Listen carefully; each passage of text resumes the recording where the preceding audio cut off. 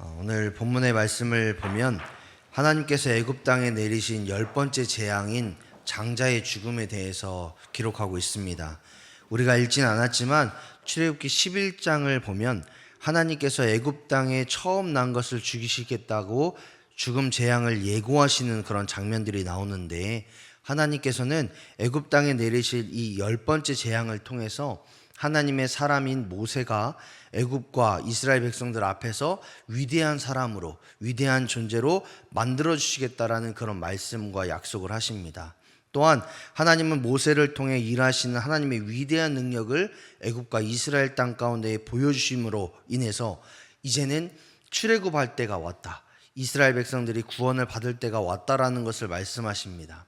그런데 하나님은 단순히 애굽에서 빠져나오는 게 그것이 목적이 아니라 애굽 사람들에게서 또 이스라엘 백성들에게서 그들이 받았던 고난과 고통에 대한 노역의 대가에 대한 것을 받고 나오게끔 하시겠다라는 것을 출애굽기 11장에서 이제 재앙을 내리시기에 앞서서 예고하시면서 그런 이야기들을 쭉 하십니다. 그리고 이어지는 12장을 통해서 이스라엘의 출애굽을 준비시키시는 과정을 기록하고 있는데, 그런데 이 출애굽기 12장을 이제 집에 가서 쭉 보시면 하나님께서 가장 먼저 하신 일이 뭐냐라고 했을 때에 이스라엘 백성들로 하여금 출애굽할 때는 이렇게 해야 된다, 혹은 애굽 사람들을 보면은 이렇게 해야 된다, 이런 것들을 가르쳐 주신 것이 아니라 가장 먼저 하나님께서 하신 일은 무엇이냐면 이스라엘 백성들이 출애굽 여정에 오를 때에 지켜야 할, 그리고 앞으로 행해야 할 유월절에 대해서 정하시고 제정하시는 것을 보게 됩니다.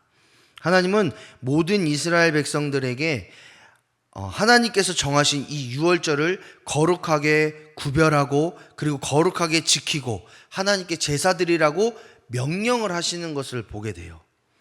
하나님은 유월절 10일 동안에 아무런 흠이 없는 1년 된 순양을 잡고 그 피를 집 좌우 문설주와 상인방, 그러니까 기둥을 받치는 그 위에 그 뭐라 그러죠? 네? 들보? 뭐 그런 거에 그쪽에 피를 바르라고 이야기합니다. 그리고 고기를 구워서 무교병과 쓴 나물과 함께 먹으면서 그들을 구원하신 하나님을 기억하고 더불어서 예배하는 시간을 가져라, 이렇게 이야기하시는데, 그런데 고대 근동의 역사를 보면은 이 유월절 의식이 이미 있었다라는 것을 볼 수 있습니다. 이 유목민들, 특별히 시기와 때에 따라서 가축의 먹을거리를 찾기 위해서 이동을 해야 되는 이 유목민들에게는 이 유월절 의식이 있었어요. 그들도 이 유월절, 그러니까 가축들을 다른 곳으로 옮겨야 되는 그 시기가 이르면은 사람들과 그 부족민들이 다 같이 모여서 양을 잡아서 먹고 또 그 피를 텐트에다 뿌리면서 자신들에게 좋은 장소를 발견할 수 있도록 해달라고, 또 이동 중에 어떤 문제, 어떤 사고 발생하지 아니하고 잘 이동할 수 있게 해달라고, 금전적인 손실이 있지 않도록 해달라고 그런 의식들을 치르는 것을 볼 수 있어요. 그래서 이 유월절은 유목민들에게는 이미 익숙한 그런 의식 혹은 행사였다라는 거예요. 그런데 하나님께서는 이 유목민 전통을 가지고 다시 한번 유월절이라는 명절로 제정하심으로 인해서 그 유월절의 의미를 바꾸셨어요.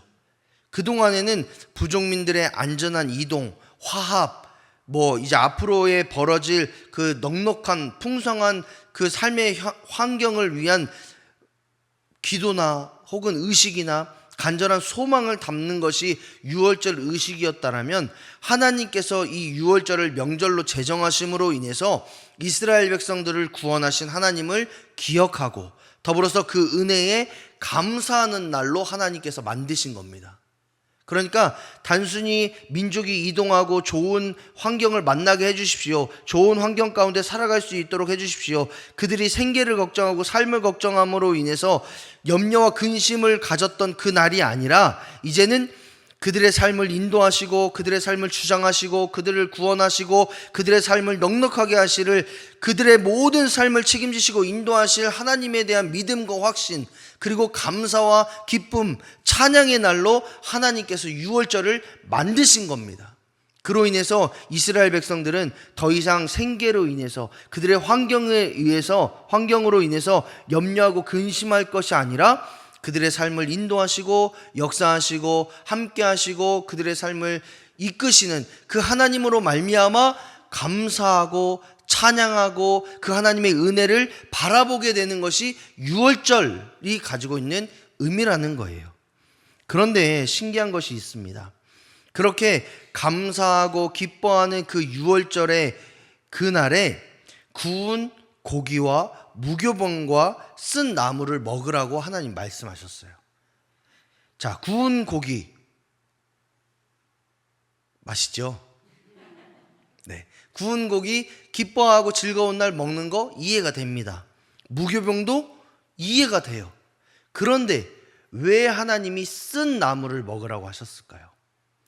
쓴 나물 하니까 우리가 쌈 싸 먹을 때 좀 쌉쌀한 맛을 내기 위해서 싸먹는 그 쌈을 생각하시는 경우들이 있으신데, 그런 의미가 아니라 이 쓴 나물을 히브리 원어로 살펴보니까 누로림이라는 단어를 쓰는데 괴롭게 하다, 이런 뜻을 가지고 있습니다. 그러니까 여기서 말하고 있는 쓴 나물은 우리가 쌈 싸 먹을 때 씁쓸한 맛을 내기 위한 정도가 아니라 먹었을 때 이런 말이 나올 정도로 그런 쓴 나물을 의미해요. 하나님께서 이 쓴 나물을 이스라엘 백성들로 하여금 먹게끔 하신 이유는 그들이 입에 넣어서 괴롭게 하기 위해서가 아니라, 하나님은 이스라엘 백성들이 이 쓴 나물을 먹으면서 400년 동안 애굽 땅에서 종살이했던 그 괴롭고 힘든 시절을 기억하게 하시기를 원하셨어요. 그리고 그런 환경 가운데에서, 그렇게 괴로움 가운데서, 어려운 상황 가운데서 그들을 구원케 하신 분이 여호와 하나님이라는 것을 그들이 기억하며, 그 하나님이 얼마나 크고 위대하신 일들을 행하셨는지, 또 그 하나님이 우리에게 구원을 베푸신 것이 얼마나 감사한 일인지를 기억하기 위해서 쓴 나물을 먹었다라는 거예요. 그러니까 구운 고기를 잘 맛있게 먹기 위해서 쓴 나물을 먹은 게 아니라, 쓴 나물을 먹으면서 하나님이 우리 가운데 이런 역사를 이루셨지, 그래 애굽에서 우리가 이렇게 힘들고 어렵고 고난 가운데 괴롭힘을 당했었는데 하나님이 구원해 주심으로 말미암아 우리가 이렇게 평안함을 누리고 있는 거야. 와, 그 하나님 너무 감사하다, 그 하나님의 은혜가 너무 감사하다, 이런 말들을 하게끔 하기 위해서 하나님이 쓴 나물을 먹으라고 하신 거예요. 그래서 지금도 이스라엘 사람들을 이렇게 보면은 유월절이 되잖아요. 그러면 집 앞에 텐트를 치고 고기를 굽고 무교병과 쓴 나물을 먹으면서 그런 불편함을 의도적으로 열흘 동안 체험을 해요. 경험을 하면서 그들이 그런 시간들을 겪으면서 그들의 조상들을, 애굽에서 종살이하던 그런 조상들을 구원하신 하나님을 그들 역시도 기억할 뿐만 아니라, 그렇게 불편함 가운데에 살아감으로 인해서, 그런 불편함을 경험함으로 인해서 과거에 역사하신 하나님이 아니라 지금 우리와도 함께 하신 하나님을 그들이 기억하고, 더 나아가서 자녀들도 그 텐트에서 불편하게 같이 있음으로 인해서 앞으로 이 자녀들과 또 그 자녀들의 자녀들까지도 함께 하실 그 하나님을 기억하게끔 하는 그런 일들을 하고 있다라는 거예요. 그렇게 유월절을 제정하시고 지키라고 말씀하신 하나님은 이스라엘 백성들에게 또 다른 명절을 하나 더 이야기하시는데, 무교절을 이야기합니다. 무교절. 우리가 이제 집에 가셔서 12장 1절부터 쭉 한번 읽어보세요. 그러면 12장 1절부터 14절까지는 유월절에 대해서 이야기하시고 15절부터는 무교절에 대해서 이야기하시는데, 그런데 문제는 뭐냐면 무교절은 유목 생활을 했던 이스라엘과는 관계가 없는 명절입니다. 왜냐하면 이스라엘 백성들은 조상 대대로 목축업을 하는 유목민이었기 때문에 한 장소에 정착하지 못하고 계속 이동하는 그런 떠돌이 삶을 살았습니다. 그런데 무교절은 한 곳에서 정착해서 농사를 하고 그 농사에서 첫 보리를 수확할 때에 그 수확한 보리로 인해서 감사하며 드리는 날이 무교절입니다. 그러니까 유목 생활을 했던 이스라엘, 그리고 농경 생활을 해야 되는 이스라엘의 앞으로의 이스라엘에게는 이렇게 연관이 있는 명절이지만 유목 생활을 하고 있는 이스라엘에게는 그렇게 깊은 연관성이 없는 명절이기도 해요. 더욱이 수확한 보리를 만들 때에, 보리로 빵을 만들 때에 누룩이라는 것을 넣는데, 이 누룩은 뭐냐? 흔히 우리가 알고 있듯이 이스트라고 하죠. 그 빵을 부풀어 오르고 식감을 내기 위해서 이스트를 넣는데, 그 누룩을 넣지 말라고 하나님이 말씀하시는 겁니다. 왜냐 하면 이 이스라엘 백성들은 이 누룩이라는 것을 부패와 타락의 상징으로 생각했어요.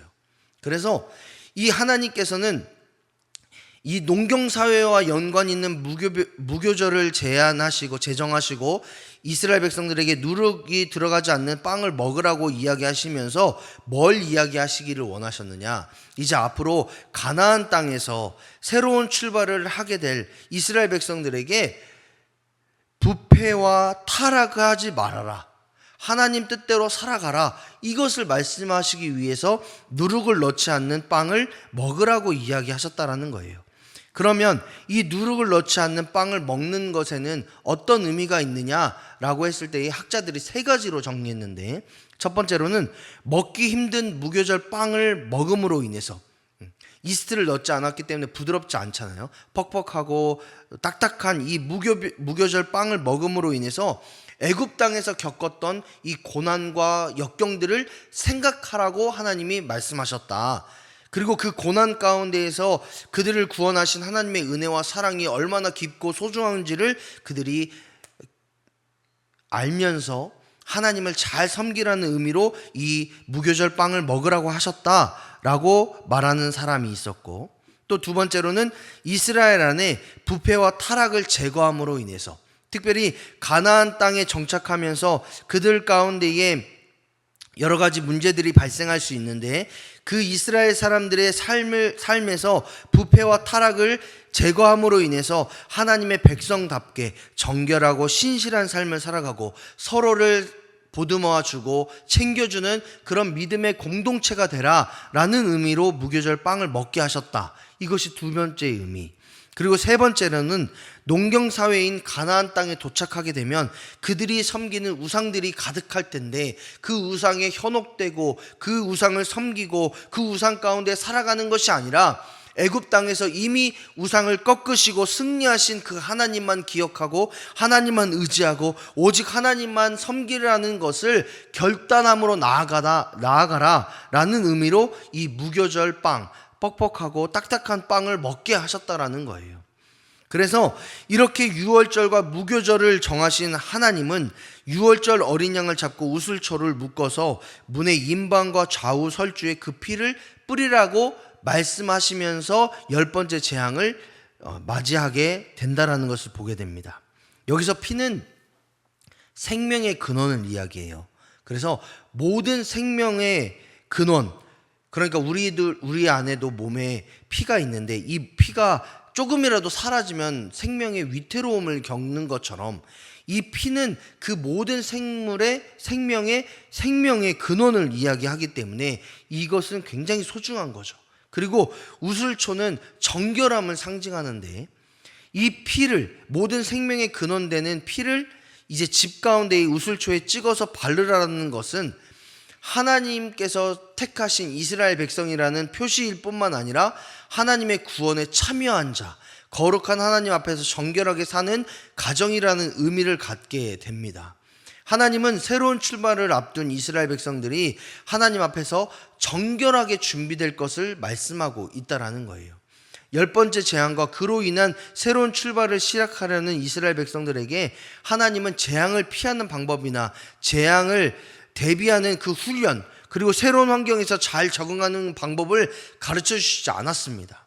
오히려 하나님은 새로운 출발을 앞두고 있는 이 이스라엘 백성들에게 하나님의 백성답게 거룩해라, 하나님의 백성답게 정결해라, 그런 삶을 사는 것이 맞다 라고 명령을 하셨고, 이 모든 구원이 누구에서부터 시작되었는지를 분명하게 말씀하심으로 인해서 이스라엘 백성들이 오직 하나님만 섬기고 오직 하나님만 바라보고 오직 하나님 가운데에 살아가라는 그 믿음의 결단을 하게끔 하신 후에 10번째 재앙을 애굽 땅에 내리는 것을 보게 됩니다. 이 애굽 땅에 내린 10번째 재앙은 우리가 잘 알고 있듯이 애굽에 처음 난 모든 것들의 죽음입니다. 이 재앙으로 인해서 애굽 땅에는 큰 울음이 있었고 애굽은 죽음과 슬픔의 땅으로 변하게 됩니다. 하나님은 완악한 애굽 왕과 애굽 왕의 횡포를 방관한 모든 애굽을 심판하십니다. 일이 이렇게 되자 밤임에도 불구하고 애굽 왕은 모세와 아론을 부릅니다. 그리고 너희가 말했던 것처럼 하나님을 섬기기 위해서 너희가 떠나라. 애굽을 떠나서 너희의 하나님 여호와 하나님을 섬겨라 라고 말하면서 출애굽을 허락하는 것을 31절의 말씀을 통해서 보게 돼요. 그러면서 애굽 왕이 뭐라고 이야기하냐면 자신을 위해서 축복해달라 이렇게 이야기하고 있음을 보게 됩니다. 이로써 애굽 왕은 애굽 땅에 내린 10가지 재앙은 오직 하나님께서 내리신 것이고, 그리고 이로 인해서 모든 만물의 창조주도 하나님, 모든 만물의 주관자도 하나님이라는 것을 인정하게 되고, 그렇게 인정함으로 말미암아 이스라엘 백성들을 애굽에서 보내는 그런 놀라운 역사를 경험하게 됩니다. 그런데 우리가 여기에서 좀 유심히 봐야 될 것이 있습니다. 35절 그리고 36절 12장 35절 36절의 말씀을 다 같이 한번 읽어보겠습니다. 35절 36절입니다. 시작. 이스라엘 자손이 모세의 말대로 하여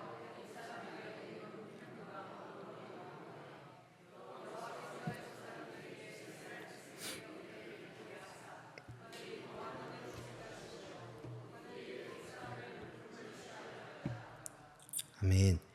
자, 이스라엘 백성들이 애굽에서 출애굽을 하는 것도 굉장히 귀한 하나님의 은혜이고 하나님의 살아계심이고 하나님의 역사하심인데, 거기서 끝이 아니라 35절 36절의 말씀을 보니까 이스라엘 백성들이 애굽 사람들에게 말하는 물품들을 이 애굽 사람들이 다 주게 함으로 인해서 하나님이 은혜를 입게 했다라고 말씀을 하십니다.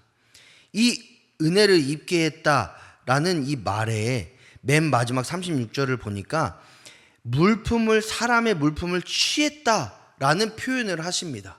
그러니까 은혜를 입었다라는 것은 어떤 A라는 사람이 B라는 사람에게 어떤 물건이나 물질을 줌으로 인해서 감사합니다 하고 받는 것이 우리는 은혜를 받았다라는 표현을 쓰는데, 이 36절의 말씀을 보니까 A라는 사람이 B라는 사람에게, 그러니까 애굽 사람이 이스라엘 사람들에게 이거 가지십시오 이렇게 준 게 아니라 36절의 말씀을 보니까 오히려 이스라엘 백성들이 애굽 사람들에게 취했다라는 표현을 쓰고 있습니다.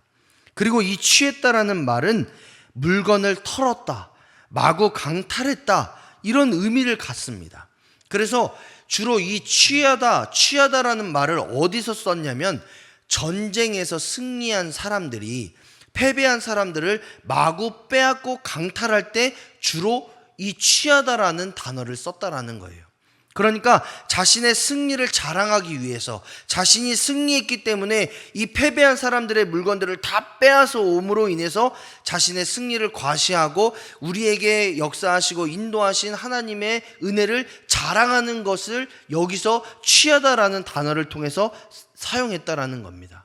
그러니까 이스라엘 백성들이 애굽 땅에서 모진 고통을 당했고, 그들이 400년에 이르는 그 시간 동안에 종살이를 하면서 엄청난 어려움을 당하게 하셨는데, 여기서 그냥 나가게 한 것도 하나님의 은혜인데 하나님은 거기서 끝나는 것이 아니라 애굽 사람들의 모든 물건들을 이스라엘 백성들이 취하게 하셨다. 즉 이스라엘의 하나님이 역사하심으로 인해서 그들이 승리를 누리게끔 하셨을 뿐만 아니라 전리품을 얻게 하심으로 말미암아 그들이 당했던 모든 수고와 고난을 갚으시는 하나님, 또 나아가 그것을 하나님의 은혜로 베푸셨고 그것으로 말미암아 하나님께서 승리하셨다라는 것을 자랑케 하시겠다라는 것이 여기서 취하다라는 단어를 통해서 우리가 보게 되는 겁니다. 따라서 이스라엘 백성들은 이 애굽 땅에서 수고로 인한, 고난으로 인한 합당한 대가를 하나님이 받게끔 함으로 인해서 그 땅에서 누렸던, 그 땅에서 당했던 수고와 고난을 갚으시고 위로하시는 그 은혜를 하나님이 경험케 하시는 겁니다. 이로 인해서 애굽 사람들은 그 당시 자신들이 가지고 있었던, 그리고 누렸던 수많은 것들을 이스라엘 백성들에게 빼앗김으로 말미암아 우리는 전쟁에서 패배했구나, 하나님께서 애굽의 모든 신들을 꺾으셨구나 라는 것을 느끼고, 또 이스라엘 백성들은 반대로 하나님이 모든 신을 꺾으심으로 인해서 우리에게 승리케 하셨구나, 하나님께서는 이 고난과 어려움들을 그냥 두고 보시는 것이 아니라 이렇게 반드시 갚으심으로 인해서 우리를 위로하시고 격려하시고, 더 나아가서 하나님의 길 가운데에 우리가 살아가는 데에 어렵지 아니하도록 하나님이 채우시는구나, 그것이 하나님의 은혜구나, 이 사실을 깨닫게 된다라는 거예요. 그렇다면 오늘 본문을 통해서 우리는 어떤 것을 묵상할 수 있겠습니까? 첫 번째로 우리가 묵상해야 될 것은 하나님의 은혜는 날마다 기억하는 것에서부터 시작된다라는 것을 깨닫게 됩니다. 이스라엘 사람들은 지금도 유월절을 맞이하면 편안한 생활들을 다 벗어버리고 텐트를 치고 누룩 없는 빵을 먹으면서 불편한 생활들을 감수합니다. 왜냐? 그들이 미련해서요? 그들이 멍청해서 그렇습니까? 절대로 아닙니다.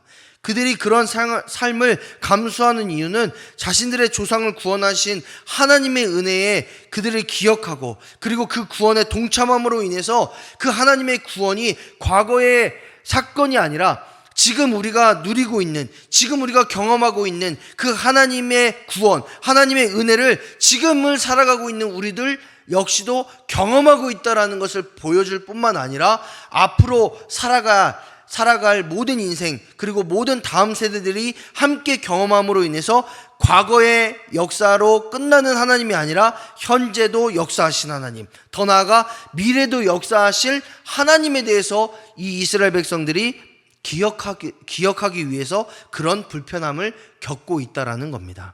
그렇다면 우리는 어떻게 해야 되겠습니까? 우리도 유월절이 언젠지 기억하고 있다가 그때 되면 집 앞에 텐트 치고 불편한 생활들을 해야 될까요? 물론 그럴 수도 있겠지만, 그거보다는 가장 먼저 나에게 이런 질문들을 해야 됩니다. 그리고 답을 내셔야 돼요. 어떤 질문이냐? 나는 언제 하나님을 만났는가? 또 내가 하나님을 뜨겁게 경험했을 때가 언제인가? 이런 질문을 나 스스로 던져보고 이거에 대한 답을 얻어야 돼요. 그런데 대부분의 사람들은 이런 질문을 했을 때에 과거에 만난 하나님, 처음 예수님을 만났을 때의 그 뜨거움, 혹은 교회 처음 다녔을 때의 열정을 이야기합니다. 물론 그것이 굉장히 소중하죠. 그런 과거가 없었으면 현재가 없었기 때문에 그 시간은 굉장히 소중합니다. 그런데 신앙생활은 과거에 경험했던 그 경험으로 끌고 가는 게 신앙생활이 아닙니다. 죄송하지만 과거에 우리가 하나님을 뜨겁게 만났어요. 그리고 과거에 우리가 이런 헌신을 했고 이런 삶을 살았어요. 하나님 말씀에 순종하는 삶을 살았어요. 그거 너무 소중해요. 너무 대단하세요. 잘하셨어요. 그런데 과거만 자랑해서는 안 된다라는 거예요. 나는 과거에 이런 삶을 살았고 이런 하나님을 경험했고 이런 하나님의 은혜로 내가 이렇게 헌신했어. 그리고 나는 지금도 하나님을 만나고 있고 지금도 하나님의 은혜 가운데 살고 있고 지금도 그 하나님의 은혜에 감사하는 마음으로 내가 이런 일들을 하면서 살아가고 있어. 또 앞으로도 내가 하나님의 은혜를 경험할 거야.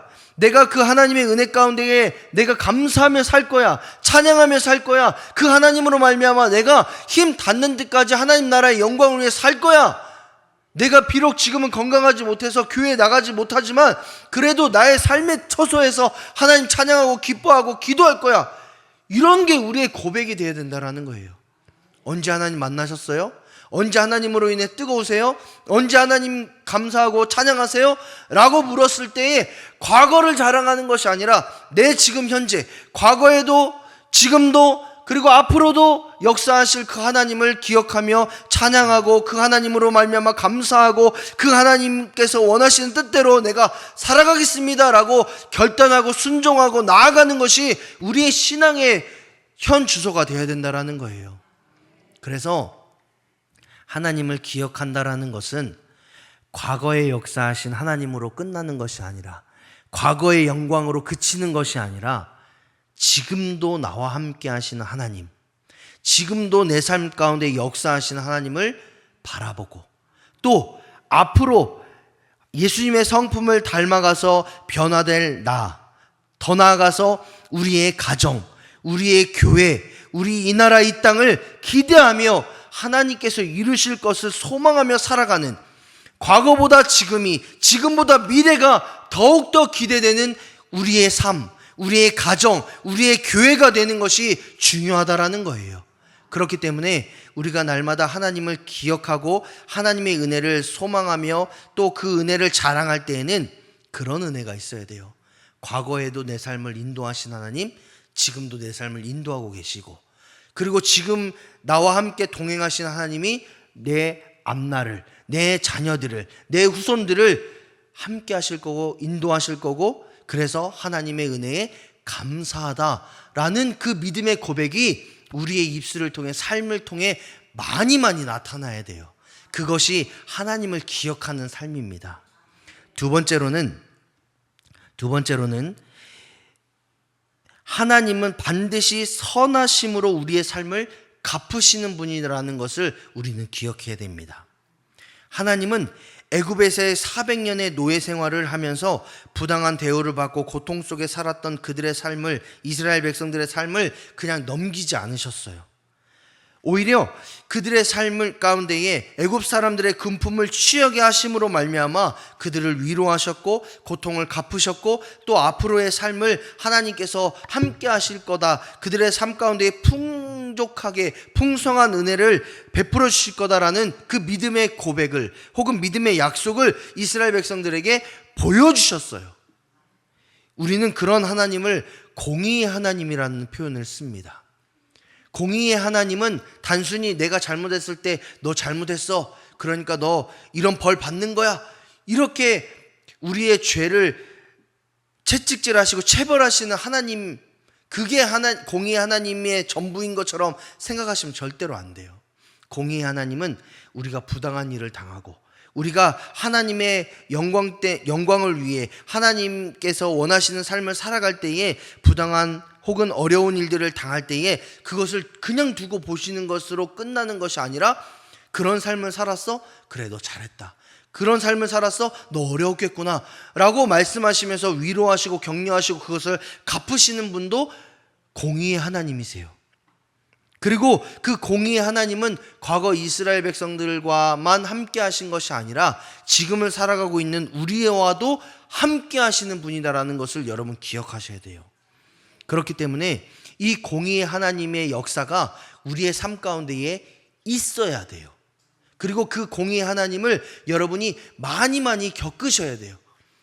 이렇게만 얘기하면 죄 짓고 벌 받아라 이렇게 들릴 수도 있으시겠지만, 그게 아니라 우리가 부당한 인생을 살아가는 동안에, 또 어려운 인생을 살아가는 동안에 신실하게 정직하게 하나님의 말씀에 순종하기 위해 몸부림칠 때에 하나님께서는 그 몸부림을 그냥 두고 보시는 것이 아니라 하나님의 은혜로, 하나님의 인도하심으로, 하나님의 섭리와 역사로 반드시 갚으시는 그 은혜를 경험하시라는 말이에요.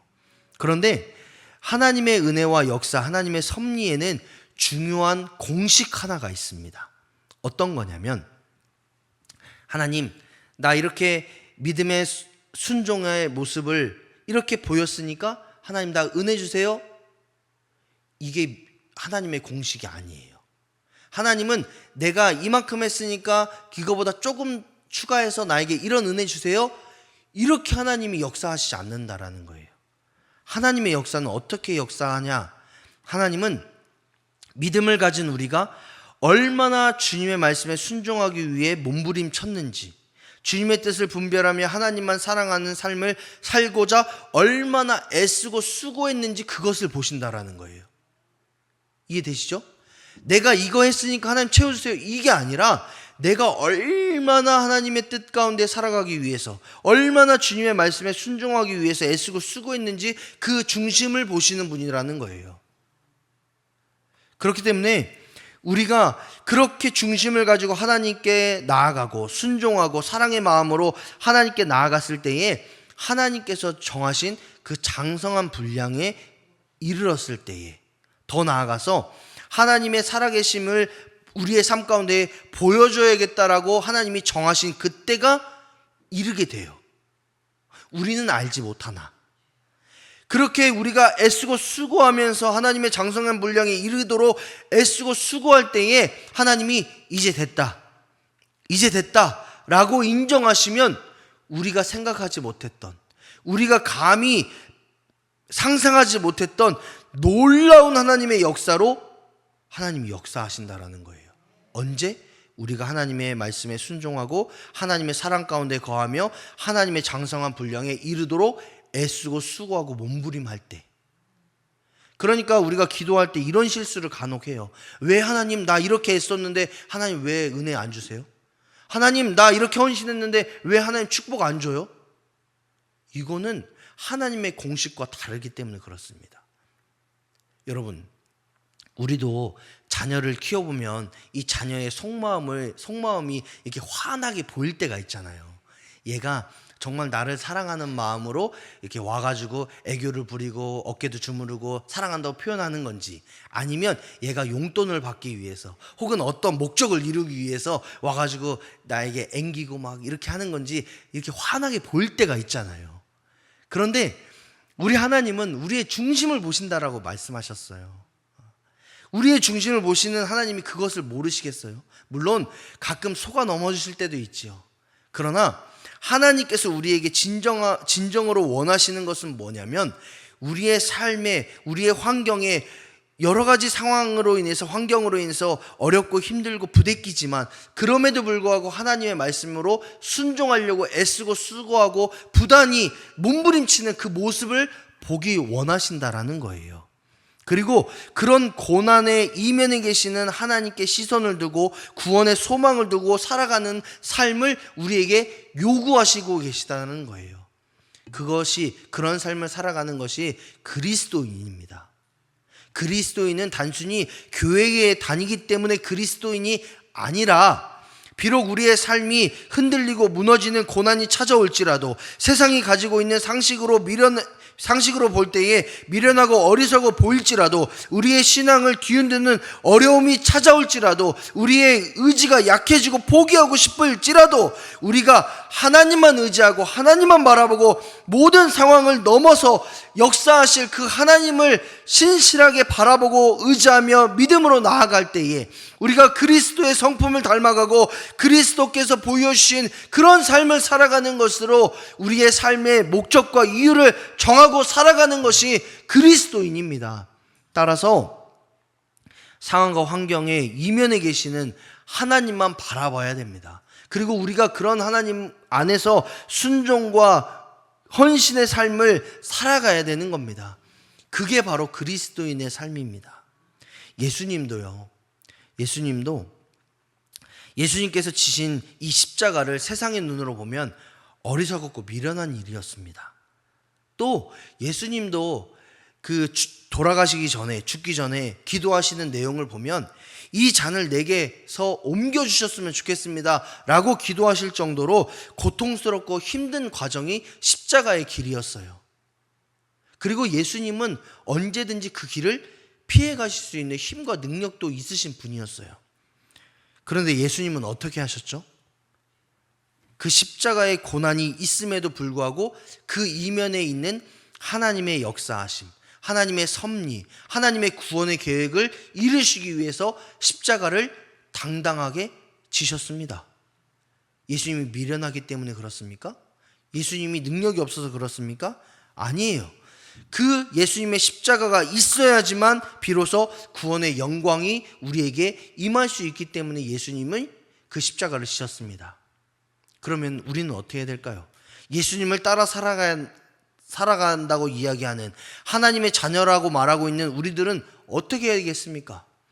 예수님께서 미리 보여주신 그 삶의 모범을 따라 살아야 되지 않겠습니까? 비록 우리의 삶이 흔들리고 우리의 삶이 어렵고 우리의 여러 가지 환경들이 정말 낙담할 수밖에 없는 상황이지만 그럼에도 불구하고 고난 이면에 계신 하나님만 바라보고 그 하나님께 시선을 두고 그 하나님의 역사하심을 기대하며 우리가 끝까지 순종해야 되지 않겠습니까? 여러 가지 상황이 우리를 억누를지라도 그것이 바로 그리스도인인 우리가 걸어가야 될 삶의 모습이자 삶의 길입니다. 그것을 이 이스라엘 백성들의 애굽에서의 종살이를 통해서 또 애굽에서 이스라엘 백성들이 취함으로 인해서 하나님께서 우리에게 이야기하시는 겁니다. 너희가 애굽에서 종살이 하듯이 삶이 힘들고 어렵니? 그러나 내가 너와 함께 할 거야. 또 너의 삶 가운데에 이런 어려움으로 인해서 고난당하고 힘드니? 내가 반드시 갚아줄 거야. 나는 공의의 하나님이야. 이 사실을 우리에게 말씀하고 있다라는 거예요. 그렇기 때문에 우리는 그 공의의 하나님만 바라보고 우리의 삶을, 우리의 상황을, 우리의 모든 삶의 환경들을 그리스도인답게, 하나님의 자녀답게, 예수님의 제자답게 살아가야 된다라는 거예요. 여러 가지 어려움이 올지라도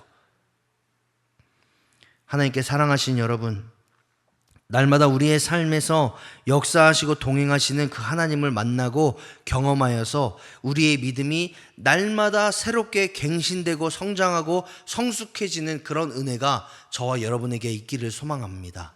또한 고난과 상황이 우리를 둘러싸고 환경과 여건이 우리를 흔들고 무너뜨리려고 할지라도 좌절하고 포기하지 말고 끝까지 고난 이면에 계시는 하나님을 신뢰하고 그 하나님께서 우리에게 어떻게 역사하실지, 우리에게 어떤 승리를 허락하실지를 기대하며 그 하나님만 붙잡고 살아가시는 저와 여러분이 되시기를 축복합니다. 우리가 오직 하나님만 바라보고 순종의 삶을 살아갈 때에 하나님은 반드시 우리의 삶 가운데 승리를 베푸실 줄 믿습니다. 그리고 그 승리로 말미암아 하나님과 동행하고 하나님만 의지하는 사람들의 삶의 모습이 어떤 것인지를 반드시 하나님께서는 우리에게 경험케 하실 줄 믿습니다. 그 믿음의 사람, 그 믿음의 주인공이 저와 여러분이 되시기를, 저와 여러분의 가정이 되기를, 여러분의 후손들이 되기를 주님의 이름으로 축복합니다.